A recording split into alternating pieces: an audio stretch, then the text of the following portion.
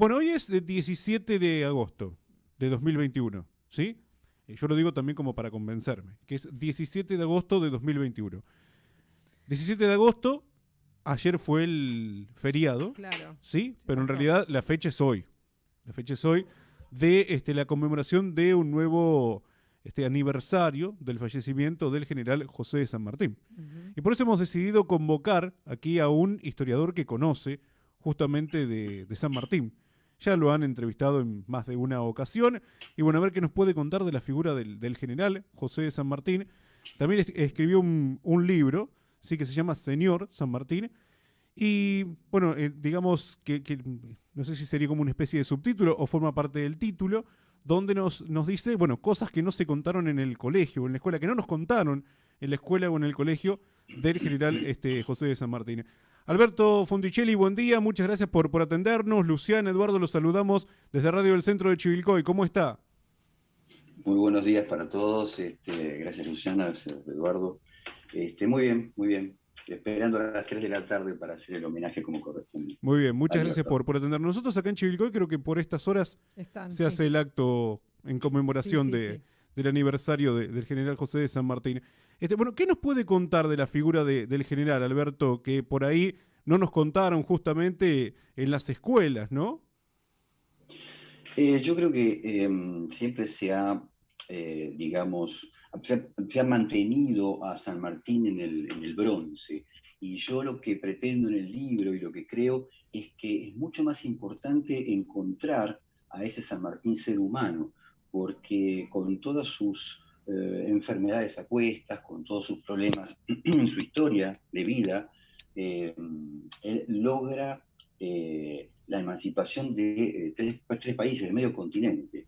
Por eso yo trato de rescatar a ese San Martín, que a pesar de todas esas dificultades, él logra crear un ejército de élite prácticamente de la nada, con poco armamento, con poca gente, cruza los Andes, una de las epopeyas más grandes, Sí. no solo de América, sino del mundo, vence al ejército que estaba esperando del otro lado en dos batallas importantes, como son Chacabuco y Maipú, y después encara digamos, la expedición hacia el Perú, donde termina de concretar su obra.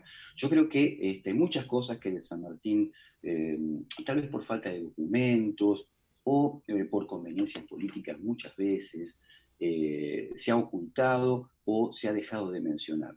Y yo creo que el San Martín que debemos rescatar, el de las normas, de las normas morales, es el que vale la pena traer a la actualidad. Si muchos de nuestros gobernantes hubieran leído un poco a San Martín, tal vez estaríamos de otra forma, ¿no? Sí, el regimiento de granaderos a caballo que siempre se destacó, ¿no? Realmente. Sí, él es un regimiento que él crea a partir de la idea que traía de su admiración por el ejército de Napoleón. Y él trae a América le pone su impronta, pero trae a América un montón de tácticas y estrategias de guerra que fueron novedosas aquí y que le dan tanto éxito, tanto en la batalla como en la política. Justamente, al ser una estratega es que surge el famoso cruce de los Andes, ¿no? Como para tratar de sorprender, digamos, al enemigo. Exacto, y él implementa lo que se llama la guerra de Zapa. Sí. La guerra de Zapa era una especie de, digamos, guerra psicológica, guerra de nervios y digamos, de espías con falsos comunicados y demás que hace que Marco del Pont, que era el que lo estaba esperando del otro lado, no entendiera bien qué era lo que estaba pasando. De hecho, él cree que va a pasar por un sector de la cordillera, un sector sur de la cordillera, y San Martín le divide en 6 pasos, cosa de desorientarlo. Marcó del Pont manda a la tropa, la más importante, al sur, por ahí San Martín no pasa, y lo sorprende ya en Chacabuco, ¿no? Amén de las enfermedades, sí, la verdad que San Martín tuvo apoyo o tuvo que en algún momento, bueno, ponerse, digamos, la batalla al hombro solo. San Martín tuvo el apoyo, en principio tuvo apoyo de sus digamos, colaboradores de Inglaterra, también de sus amigos personales que tenía aquí en Buenos Aires, con la Logia Lautaro.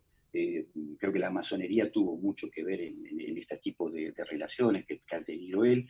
Y él le pone su ingenio a un cruce que, si bien en el plan Mailand ya estaba más o menos pergeñado, él le da su vuelta para implementarlo como corresponde para poder lograr sus objetivos. Bien, y obviamente que bueno, fue también, ¿cómo decirlo, no? Educando a quienes, digamos, ejercían esta batalla, a sus soldados, a sus granaderos, ¿sí? Para, bueno, poder hacer lo que él pretendía. Sí, es importante también tener en cuenta el poder manejar un grupo tan grande y que pudieran obedecer sus órdenes. Estamos hablando de 1817, digamos, en el tiempo del cruce de los Andes, Sí, en 1812, cuando él crea el regimiento de granaderos a caballo. Eh, pero poder mantener esa tropa unida en pos de un objetivo determinado es realmente yo creo que es inconmensurable. No podemos darnos cuenta lo que realmente ha logrado. Yo tuve la suerte, hace un par de años, de hacer el cruce de los Andes, invitado por el gobierno de San Juan, eh, así como San Martín, quiero decir. Teníamos una logística importante nosotros que San Martín no la tenía, pero y darnos cuenta en esos montes lo que significa estar ahí. Muchas veces a mí me ha pasado prácticamente de fallecer después de 8 horas de cabalgata por la montaña, de subidas y bajadas, pero pensaba lo que había hecho esta gente y eso solo me daba fuerzas para decir, no puedo ser tan cobarde de, de quejarme en ese momento. O sea, ellos pasaron no solo mal alimentados, mal vestidos, porque nosotros íbamos con unas camperas, unos rompevientos espectaculares. Solamente pensar que del otro lado los estaba esperando un ejército Claro. mejor alimentado, mejor preparado para matarlos a todos. sí. O sea, eso es increíble. Nosotros sabíamos que terminábamos eso y esperaba un lugar calentito, con buena comida y punto. Realmente pensar eso, cómo pudo mantener esa tropa unida bajo ese ideal, es realmente, como decía recién, inconmensurable. Ahí se toma, ahí se toma dimensión, ¿no, Alberto, de lo que fue este cruce? Sí, yo siempre lo he recomendado, sobre todo para los historiadores y para los sanmartinianos, mm, hacerlo para poder darnos cuenta de lo que fue ese cruce de los Andes, lo que significó y que creo que junto con el triunfo en Chacabuco y Maipú marca un poco el comienzo del fin del predominio español en América, sobre todo en América del Sur. Te hago una consulta, ¿cuál fue porque, a ver, la relación con Simón Bolívar que tuvo San Martín? Porque en un momento te lo pintaban, viste, como parecía River Boca, ¿no? O sea, que eran dos Rivales. figuras importantes que estaban enfrentadas. Eh, San Martín y Bolívar crearon una especie de, lo mismo que San Martín, como yo explicaba antes, había traído esa táctica de guerra que había traído de pinzas, o sea, de atacar por un frente y que otro flanco atacara por derecha o por izquierda para encerrar al enemigo. Lo mismo hicieron en América, él por el sur y Bolívar por el norte. Fue muy importante lo que hizo San Martín, tan importante como lo que hizo Bolívar. La realidad es que eran dos personalidades muy diferentes. San Martín buscaba liberar a los pueblos, de hecho, él no conquistaba, sino que él dejaba que los pueblos determinaran su gobierno. Fue a Chile, lo quisieron nombrar un gobernador, jefe supremo, y él desestimó y continuó a Perú. En Perú no le quedó otra que ser protector, pero él no quiso ser un gobernante fundamental. De hecho, él termina constituyendo un gobierno en Perú e irse. No quería anexar. En cambio, Bolívar lo que hacía era anexaba los territorios que iba liberando. Venezuela, bueno, por supuesto, de donde parte, Colombia, Ecuador, después ya Perú, como estaba liberada por San Martín, no lo pudo anexar, y creo que eran esas dos personalidades diferentes. Sin embargo, voy a dar un detalle Sí, muy importante que los pinta de cuerpo entero a los dos, y no quiero con esto menospreciar la figura de Bolívar para nada, para nada. Simplemente es algo que está documentado y que es así. Eh, Cuando se despiden en Guayaquil, después de aquella famosa entrevista, San Martín le deja como obsequio a Bolívar dos pistolas inglesas que él tenía y un caballo, el famoso caballo blanco que él tenía en el Perú. Bolívar también le hace un regalo. ¿Qué es lo que le obsequia a Bolívar? Su retrato. claro. Ahí estamos Sí. viendo cuál era la idea de cada uno. Sin embargo, ese retrato San Martín lo conservó en su cuarto hasta el día de su muerte. O sea que nunca tuvo nada que decir San Martín de Bolívar. Nada en contra, quiero decir. El famoso pacto de Guayaquil, ¿no? Del que siempre se habla. Sí, sí, sí, que ya no es tan misterioso, se sabe Sí, perfectamente qué fue lo que pasó. O sea, muchas veces hablan del misterio de Guayaquil, en realidad no hubo ningún misterio. San Martín fue a pedirle ayuda, no tenía ayuda ni de Buenos Aires ni de Chile, los soldados estaban diezmados por una enfermedad, una especie de paludismo que los había atacado, no tenía forma de defender el puesto de Lima, y le va a pedir ayuda a Bolívar. Y Bolívar, en realidad, no le puede brindar la ayuda que San Martín solicita, porque era cierto que Santander, que es el Supremo que estaba en Venezuela, le pide que vuelva, porque necesita ayuda, porque están contraatacando los españoles. Y Bolívar le hace caso, Bolívar le manda una parte del ejército, que es la que no le puede enviar a San Martín. Eso San Martín no lo entiende, porque San Martín cuando le sucede lo mismo en Mendoza, que el director supremo le pide que mande las tropas del ejército de los Andes a Buenos Aires para defenderlo de los caudillos. Recuerden ustedes que estaban comenzando el tema de los unitarios y federales. sí. eh, San Martín se niega, lo que Mitre llama la genial desobediencia. Entonces se niega y decide continuar con el ejército de los Andes y cruzar los Andes. Por eso San Martín no entiende que Bolívar haga lo que él no hizo. Pero en realidad Bolívar tenía razón, no podía dejarle la tropa porque no contaba con los soldados suficientes. Así que eso es, al ver que no puede hacer esto, bueno, San Martín decide entonces volver al Perú y dejarle a Bolívar todo el resto de la campaña para terminar de una vez con esta guerra que estaba no solo diezmando a los soldados, sino también a la población. Con Chile también tuvo que ver, ¿no? San Martín, con la independencia Eh, chilena. sí, claro, claro, claro, ya la batalla de Chacabuco pone fin en parte al dominio de Marcó del Pont dentro de la Capitanía de Chile, y con la batalla de Maipú termina y define digamos, la emancipación ya de Chile, quedando O'Higgins como jefe supremo. Claro. Sí, a la mayoría de, digamos, de aquellos próceres, sí, les ocurrió primero, a ver, en un momento tener el liderazgo, pero después, bueno, es como que se sublevaron en contra de ellos, ¿no? Y la mayoría, San Martín, Belgrano, me animaría a decir también O'Higgins, sí, terminó, digamos, en el olvido, en el silencio. La última parte de su vida es como que pasó prácticamente desapercibida, ¿no, Alberto? Sí, lamentablemente en la historia de nuestro país hemos defenestrado a nuestros próceres. Lamentablemente la mayoría han terminado en el exilio y no digo pobres porque no fue el caso de San Martín, pero sí, la mayoría sí. Sarmiento sabemos que terminó en la más absoluta pobreza viniendo de una familia rica. eh, Rosas lo mismo, bueno, un montón digamos, de próceres han terminado de esa manera, lamentablemente. Creo que la política fue la que termina por desterrar en el caso de San Martín, de llevarlo a ese destierro voluntario, ya que él no quería inmiscuirse en la política interna. Eh, pero lamentablemente es una historia que se ha repetido, y sobre todo con el padre de la patria, ¿no? Que es mucho más complicado, digamos, de explicar por qué a San Martín lo terminan echando prácticamente de Buenos Aires. Sí, es que la mayoría no quería, digamos, entrometerse en cuestiones internas, por decirlo de alguna forma. O sea, no quería que se derrame sangre, digamos, en este caso de los argentinos, ¿no?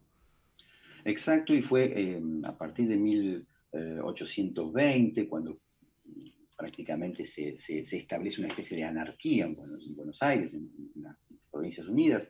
Es como que ese baño de sangre nos va a hacer tanto daño, va a retrasar todos esos años la estructuración o la creación, digamos, del Estado, cosa que en otros países no ha pasado, pero esa guerra fratricida es como que termina por atrasar que el Estado argentino se establezca definitivamente y comience una vida republicana como correspondía, ¿no? O sea que fue una guerra fratricida bastante cruenta, no solo en vidas, sino políticamente hablando.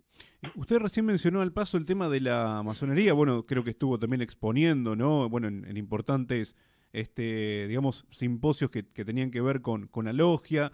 Digo, muchos de nuestros próceres eran masones, ¿no? Sí, la mayoría, La la mayoría. mayoría de los próceres, sí, de la Revolución de Mayo, bueno, de la Guerra de la Emancipación americana, Bolívar lo era también. Los principales libertadores de América fueron masones, Bolívar, O'Higgins, San Martín, y los integrantes de la Junta Grande, de la Primera Junta, del Triunvirato, los firmantes de la independencia en 1816, también la mayoría eran masones. La masonería estuvo muy presente, digamos, porque en realidad vamos a partir de la base. Uno se pregunta muchas veces, ¿por qué vino San Martín? ¿Por qué viene San Martín de España? ¿Cuál es el motivo? Bueno, lo primero que se dice, por eso en mi libro dice algo que en el colegio no nos contaron, lo primero que nos dice que vino por su patria. En realidad, patria, pensemos, nace en Yapeyú, que en ese momento era virreinato del Río de la Plata, o Sí. sea que era español. A los 6 años se va a España, hijo de padres españoles, recibe instrucción militar en España, defiende al rey Fernando VII durante toda su carrera militar en España y viene a su patria. Esta era su patria. Bueno, esa es la controversia. En realidad, lo que yo creo es que él viene por un ideal, el ideal de la Revolución Francesa, que es el ideal que persigue la masonería: libertad, igualdad y fraternidad, y la defensa de la República. Él se da cuenta que está peleando a favor del absolutismo de Fernando VII en contra de la República que propone Napoleón. O sea, tenía una lucha de ideas con la cual, a partir de su integración a las logias de Europa, a los caballeros racionales, a la gran logia, la gran reunión americana, él allí se compenetra más con esa idea republicana y es la que viene a defender sí, a su lugar, por supuesto, de origen. Él no le conoce que nació aquí, pero eh, cada uno regresa a su lugar de origen. O'Higgins a Chile, a San Martín a Río de la Plata y Bolívar a Venezuela. Por eso ¿Cómo? digo que la masonería tuvo mucho que ver en esto. Por supuesto, Alberto. ¿Y cómo deberíamos recordarlo en esta fecha a San Martín? Para usted, por supuesto, para que no quede simplemente ahí el número rojo nada más en el calendario, en el almanaque, sino recordar verdaderamente la figura y todo esto que nos está contando que hizo el general José de San Martín. Yo creo que uno tiene que pensar en esas famosas reglas que le deja a su hija Mercedes, y en el legado moral que nos dejó San Martín, de la honestidad, la no mentira, el respeto por todas las instituciones, el respeto por las religiones, este, esas normas de libre pensador que San Martín tenía en ese momento. Y yo creo que es importante entender que aquellos hombres hicieron, yo creo que la diferencia que hay con la actualidad es que aquellos hombres hicieron lo que tenían que hacer. Hoy se hace lo que conviene hacer, Claro. por conveniencias de diferente tipo. En ese momento se hacía lo que se tenía que hacer para lograr un objetivo en común, no un objetivo personal. Bien, creo que lo definió perfecto, Alberto. Agregar algo más es estropear el concepto. ¿Hoy tiene alguna participación? Recién nos decía que a las 15 está esperando el acto, presencial, virtual, ¿hay alguna charla alusiva por el general José de San Martín, alguna actividad? Ahora al mediodía hacemos un homenaje aquí en Plaza San Martín, en donde está su monumento, llevando unas ofrendas florales y demás. Y lo mismo lo vamos a hacer a las 3 de la tarde, la hora de su fallecimiento, en el mausoleo en la Catedral de Buenos Aires. Y ahí, bueno, voy a hablar un poco nada más, para que no, para no aburrir un poco, pero sí contar algo distinto de San Martín, contar algo, no lo que ya sabemos, sino las cosas que vale la pena rescatar del padre de la patria y que le puedan servir a las generaciones futuras. Bien. Bueno, o sea que el caballo blanco lo usó. Es verdad eso del caballo blanco. No. ¿No? Yo a veces... Porque eso es lo que nos dijeron en la escuela, que tenía un caballo blanco. Yo a veces... tantas cosas me dijeron en la escuela. Claro, sí. El caballo... San Martín, ese caballo blanco que aparece en la figura de Subercaseaux, que está ahí parado en su caballo blanco mirando a los soldados desde arriba de la montaña, en realidad es una imaginación del pintor. San Martín cruzó en el mejor de los casos en mula y en el peor de los casos en camilla. Tenía un asma que provocaba con la altura, se le agravaba. Ese caballo blanco recién lo tiene en Perú. En Perú. Pero no lo usa en batalla. Él en sus batallas usa un caballo bayo que tenía y que tampoco es del porte de que vemos en las fotos, porque imagínense que ese caballo es un caballo tipo árabe, y esos caballos entran muchísimos años después, van a entrar en el Río de la Plata. Eran caballos criollos, eran un poquito más, como llamamos, matungos, más rellenitos, de piernas más gruesas, de patas más gruesas, con lo cual eran distintos. Pero bueno, el caballo blanco de San Martín no era blanco. No era blanco, perfecto. Alberto, muchísimas gracias por el tiempo, muy amable. Gracias a ustedes y bueno, recordemos hoy a la figura de este gran hombre que nos dejó tanto por tan poco. Exactamente. Muchísimas gracias por atendernos, sí, por hacernos conocer más de la figura del general José de San Martín. Muchas gracias. Gracias a ustedes, hasta siempre. Que tenga un buen día. Estábamos charlando con Alberto Fonticelli, él es historiador, por supuesto, historiador sanmartiniano, ¿no? Ha brindado muchas conferencias al respecto. Así que cuando les pregunten... ¿De qué color era el caballo de San Martín? Viste que algunos te preguntaban de qué color era el caballo blanco de San Martín. Bueno, no es blanco. Mira, después de casi 40 años claro, nos enteramos de que no era blanco. Sí, y de tantas otras cosas. Me encantan estas entrevistas porque me gusta adentrarme en la historia de nuestros próceres, ¿no? En su momento lo hicimos con Güemes, ahora con San Martín, y a prepararnos porque en septiembre, si todo anda bien, lo vamos a hacer también con Sarmiento, ¿no? Conocer otras cosas, verdaderamente las que no nos contaron en los establecimientos educativos, en las escuelas, que por ahí donde nos enfocamos más en las obras, sí, en la obra, en la batalla, pero bueno, ¿cómo era San Martín persona? Hay muchas películas realmente que, bueno, obviamente que tienen su toque de ficción, ¿no? Pero que reflejan mucho la realidad que nos ha contado Alberto Fonticelli. Nos vamos a ir a la tanda, Luciana, enseguida regresamos, tenemos más entrevistas por delante aquí. Esto es La Mañana del Centro. Yo miro el canal de YouTube. Yo la sigo en sus redes. Radio del Centro, en 91.9 del dial. Espacio de publicidad.